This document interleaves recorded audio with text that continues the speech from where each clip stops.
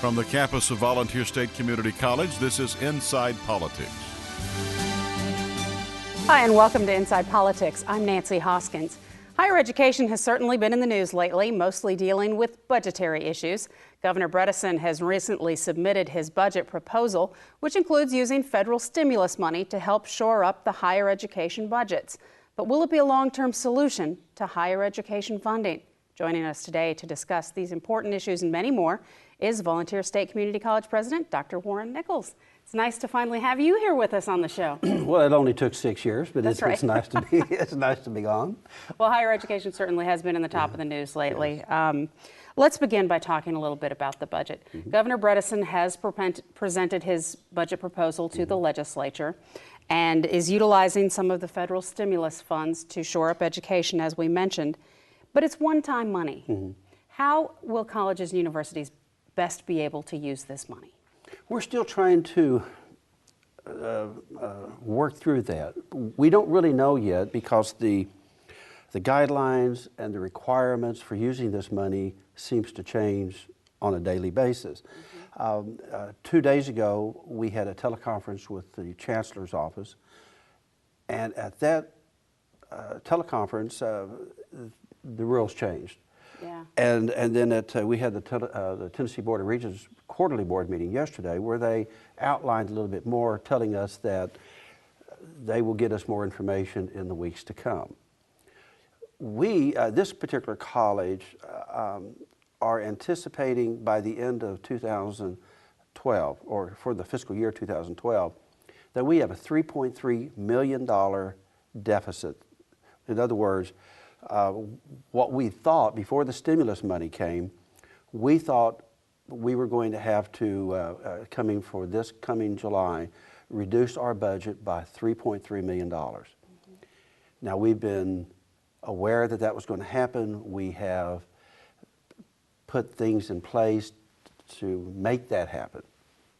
But that's a tremendous amount of money, which does impact programs, it impacts positions, services, everything. So with the stimulus money, it will give us 2 years to transition or ratchet down that 3.3. But in 2011-2012 budget, we must be down to that reduced by $3.3 million. So what we thought we were going to be able to do with the federal stimulus money is it would give us 2 years to come up with the best solutions. I have yet to make final decisions on certain things, but I'll speak about MTSU only because they've been in the news so much, where they're talking about eliminating certain programs. Sure. Well, if you have students in a particular program, and because of the contractual obligations to the students and to the faculty members, it will take every bit of 2 years to eliminate that program. And so what you can do is you can use the stimulus money to bolster you up while you reduce the program down. But let those students that are in the program complete it. So we thought we would be able to do that, not as relates necessarily to certain program matters, but in order for us not to make drastic changes overnight. If, for example, if we are forced to eliminate certain positions, I would much rather give those individuals a year notice instead of having to just give them 30-day notice and out the door. So we would be able to make those type of slow, gradual declines. We, at the same time, you can use some of the stimulus money to increase revenue. As an example, you may have a new program. We have, for example, several new programs. We want to create criminal justice program, a veterinary and technology program that we believe will bring us additional students. So you can use the stimulus money on a short-term basis to hire that new faculty, to get certain new equipment, with the understanding that in 2 years when the stimulus money goes away, that you would need to have found new money to carry it on. So at the same time, we're going to be doing a downward trend to reduce the 3.3 million, we can use some of that stimulus money to either keep us flat or to give us the opportunity to grow some new programs that will fund themselves with student enrollment and these type of things. Where it's changed is that we may now not be able to use the money to do that. It may be that they are telling us we have to use the money for certain projects, but they're not funded past the 2 years. So what project do you want to do today that you're not going to be able to fund in 2 years? And how does that protect that person that you may have to let go? So we don't know yet how all of this money is going to be used. And I'm guessing that you would need to, if you're going to taper off a program, you really need to have that program identified. Absolutely. By this fall, so you're not entering new students into that program. Absolutely, absolutely. One of the things, however, just so that people watching the program don't misunderstand, we don't have any programs at this point that we are looking to phase out. I would like to make that very clear.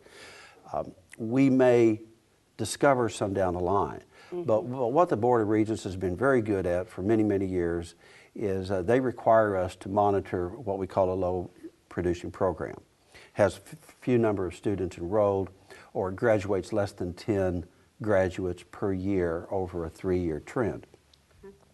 And we have a program or two that fall into that category, but they are programs that are brand new, so they either they haven't the trend yet, or we've made major adjustments, whether it's in faculty or in curricular development.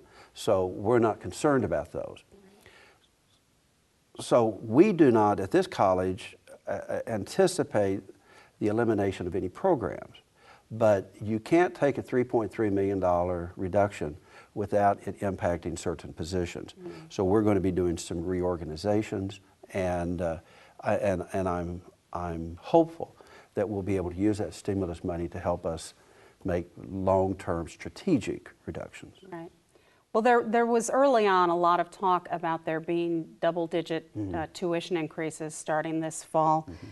Now it looks like a substantial increase may not be necessary.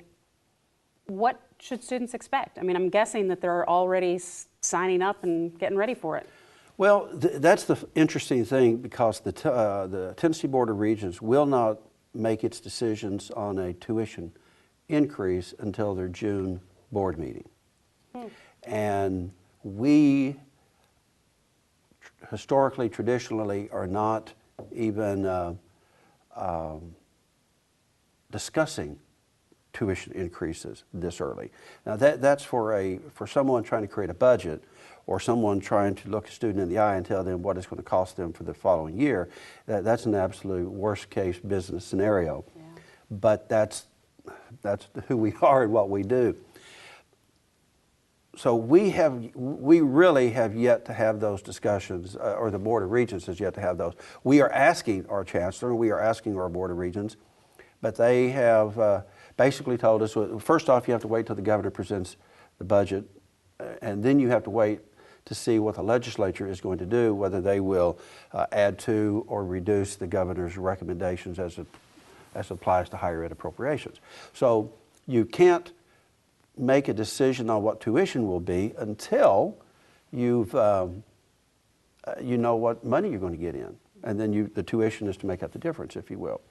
But from my perspective, and I'm going on a limb here, with the state of the economy, with the federal stimulus money that we've received, I don't believe there's any expectation on the part of the Board of Regents for any type of a double-digit tuition increase. I don't see that as even a remote possibility. Will there be a tuition increase? I'm confident there will be some, but I don't expect it to be anything in that double digit for sure.